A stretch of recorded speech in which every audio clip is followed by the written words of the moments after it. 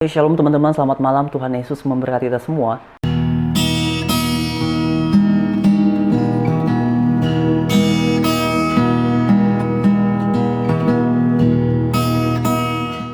Dan sekitar 1 atau 2 hari terakhir ini lagi ramai sekali pemberitaan tentang Nisa Sabian yang dikabarkan menjalin hubungan asmara dengan seorang pria yang sudah beristri. Nah, bagi saya sih secara pribadi kabar seperti ini tidak mengagetkan, tapi yang menarik perhatian itu adalah ada seorang netizen yang kemudian menuliskan komentarnya terkait dengan hal seperti ini. Dan ini saya dapati dari cuitannya Bang Eko Kuntadi di Twitter. Kalau kalian belum tahu siapa itu Eko Kuntadi, beliau adalah salah satu host di Cokro TV yang nama channel YouTube-nya adalah Cokro TV. Di sini sebagaimana kalian semua bisa perhatikan di screen, sepertinya ini di Facebook teman-teman. Nama yang berkomentar ini adalah Siti Khadijah Ridwan. Beliau ini menuliskan, pertama, Nisa mencintai suami orang itu nggak salah. Yang salah itu istri mencintai suami orang. Selama Nisa tidak merebut hak istri Ayus, maka bukanlah pelakor tapi ridho dengan poligami. Kemudian beliau ini meneruskan komentarnya, itulah istimewanya wanita Allah sayang lebih. Wanita boleh mencintai dan memiliki laki-laki yang sudah beristri 1, 2, atau 3, tapi laki-laki tidak boleh mencintai wanita yang sudah bersuami. Kemudian komentar dari Siti Khadijah ini dibalas oleh seorang yang namanya adalah Umi Ama, tapi tetap bun di mata orang lain dicap pelakor, apalagi hubungan yang tanpa istri tahu. Kemudian dibalas lagi oleh Siti Khadijah Ridwan kepada Umi Ama ini, di dalam Islam tidak ada pelakor bun. Kalau suami ada kemampuan untuk berpoligami terus, istri minta cerai, gegara suami nikah lagi, justru si istri tidak akan mencium baunya surga, alias masuk neraka katanya ya.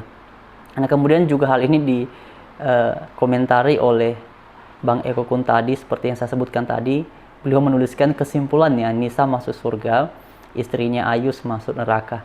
Nah, teman-teman sekalian, bagi saya sih ini urusan dalam keyakinan mereka ya, karena saya beragama Kristen, kita beragama Kristen ya, itu urusan mereka dalam agama mereka. Tetapi karena ini sudah menjadi konsumsi publik ya, jadi saya mau melihatnya dari perspektif iman Kristen. Dalam bagian ini saya sertakan satu bagian firman Tuhan. Ini bukan berarti kita ikut campur dengan keyakinan mereka dalam hal beragama ya. Bagi saya secara pribadi, seperti yang saya katakan tadi, itu urusan mereka. Tetapi karena ini sudah menjadi konsumsi publik, maka saya mau melihatnya berdasarkan perspektif iman Kristen.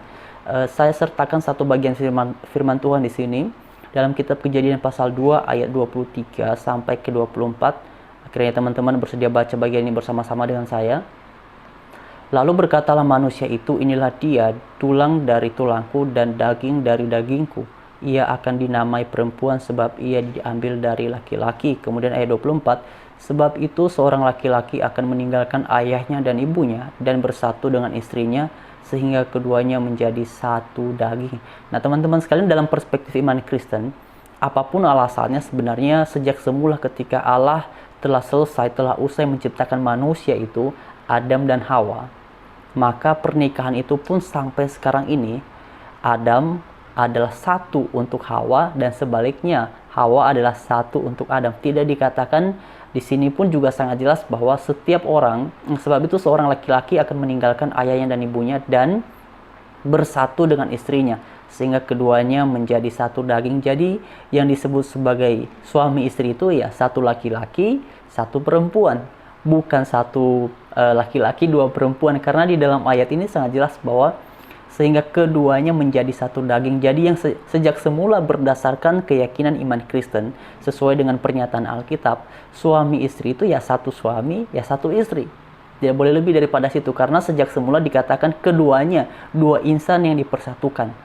Nah, oleh sebab itu ini menjadi pembelajaran bagi kita yang beragama Kristen khususnya.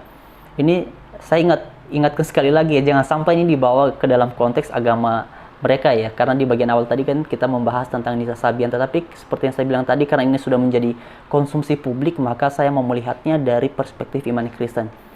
Kalau di dalam iman Kristen memang hal mengenai poligami ini sama sekali tidak dibolehkan, dan sekalipun di dalam perjanjian lama, karena biasanya ini juga sering sekali dijadikan oleh beberapa mualaf sebagai salah satu argumentasi untuk mereka mengatakan bahwa sebenarnya dalam iman Kristen itu sesuai dengan pernyataan Alkitab ada poligami. Misalnya seperti yang pernah disampaikan oleh seorang mualaf, kalau tidak salah namanya adalah Natalia Iriani, Hal itu sudah saya bahas beberapa waktu yang lalu, teman-teman bisa memperhatikan videonya. Tetapi yang paling penting adalah sejak semula Alkitab menegaskan bahwa ketika Allah telah usai menciptakan manusia Adam dan Hawa itu dipersatukan, keduanya ini bersatukan, dan itu berarti bahwa pernikahan itu sejak semula yang dikehendaki oleh Allah adalah satu laki-laki, satu perempuan. Satu laki-laki untuk satu perempuan, dan satu perempuan untuk satu laki-laki. Tidak boleh lebih daripada situ. Jadi di dalam bagian sini kita pun kembali diingatkan bahwa di dalam pernikahan kita dituntut untuk setia kepada pasangan kita, dan tidak ada satu alasan pun yang dibenarkan oleh Alkitab kecuali pada satu kasus ya, seperti dalam Matius pasal 19, untuk melakukan perceraian. Nah, karena itu dalam bagiannya, apalagi kalau misalnya ya, seorang suami menjalin hubungan asmara dengan perempuan lain, atau seorang perempuan yang belum bersuami juga menjalin hubungan asmara dengan laki-laki yang sudah beristri, itu sama sekali tidak dibenarkan. Oleh sebab itu pada kesempatan ini, apa yang dialami oleh Nisa Sabia dan juga siapa di sini laki-lakinya itu ya, bagi saya sih itu biar jadi urusan mereka, biar jadi urusan mengenai komentar dari netizen juga ini, Siti Khadijah Ridwan ini, itu biar menjadi urusan dalam keyakinan mereka. Tetapi saya mau melihat ini dari perspektif iman Kristen, dan ini sekaligus menjadi pengingat bagi kita semua, karena ini sudah menjadi konsumsi publik. Bagi saya sih belum punya istri ya, tapi pada kesempatan ini ya, bagi teman-teman yang mungkin sudah punya suami atau sudah punya istri, ya pokoknya nggak boleh menjalin hubungan asmara dengan orang lain kalau sudah punya pasangan. Nggak boleh, itu tidak dibenarkan oleh Alkitab, karena pernikahan itu di dalam perspektif iman Kristen itu sekali seumur hidup ya. Nggak boleh hari ini jadi, lalu tahun depannya jadi lagi sama yang lain. Tidak seperti itu.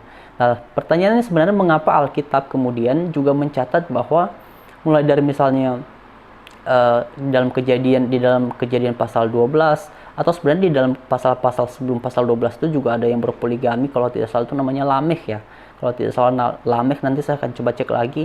Lalu kemudian Abraham berpoligami juga, kemudian dan seterusnya itu banyak banget yang berpoligami. Apakah hal ini kemudian ketika dicatat oleh Alkitab lalu ini bermaksud untuk dibenarkan? Tentu saja tidak. Alkitab mencatat hal demikian hanya untuk mempresentasikan atau menunjukkan kepada para pembacanya di generasi seterusnya atau di generasi yang akan datang, bahwa hal itu tidak pernah dibenarkan oleh Allah, tetapi inilah yang pernah dikerjakan oleh beberapa tokoh, beberapa orang yang terdapat di dalam Alkitab, khususnya di dalam Perjanjian Lama, dari kitab Kejadian sampai kepada kitab Maleakhi. Bagi kalian yang masih jomblo, hati-hati sebelum memilih pasangan, supaya nanti ujung-ujungnya tidak menyesal. Jadi mendingan kenali dia lebih dulu secara dalam, udah tahu dia secara dalam, baru putuskan masuk ke jenjang pernikahan. Oke semuanya, terima kasih. Selamat hari Minggu. Mungkin di malam hari ini masih ada orang yang beribadah. Selamat beribadah. Tuhan Yesus memberkati kita semua. Haleluya. Shalom.